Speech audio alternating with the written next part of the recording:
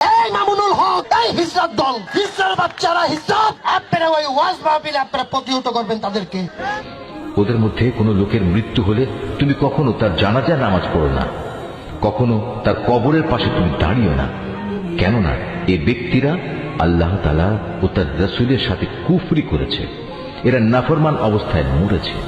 ওদের ধন সম্পদ ও সন্তান সন্ততি যেন তোমাদের কখনো বিমুগ্ধ করতে না পারে। মূলত আল্লাহ তাআলা এ সব কিছু দিয়ে তাদের দুনিয়ার জীবনে নানা ধরনের শাস্তি দিতে চান এবং তাদের প্রাণবায়ু একদিন এমন এক অবস্থায় বের হবে যখন তারা পুরোপুরি কাফের থাকবে।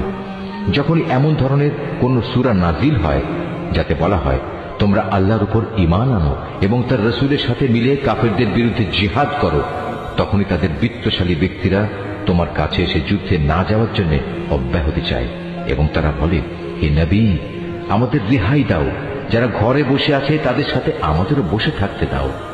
তারা মূলত ঘরে বসে থাকা লোকদের সাথে অবস্থান করাই পছন্দ করে নিয়েছে। তাদের অন্তরে মোহর মেরে দেয়া হয়েছে, ফলে তারা কিছুই বুঝতে পারে না। কিন্তু আল্লাহর রাসূল এবং যারা তার সাথে আল্লাহ তাআলার উপর ঈমান এনেছে তারা সবাই নিজেদের জান মাল দিয়ে আল্লাহর পথে জিহাদ করেছে। অতএব এদের জন্য যাবতীয় কল্যাণ নির্দিষ্ট হয়ে আছে, আর সত্যিকার অর্থে এরাই হচ্ছে সফল কাম।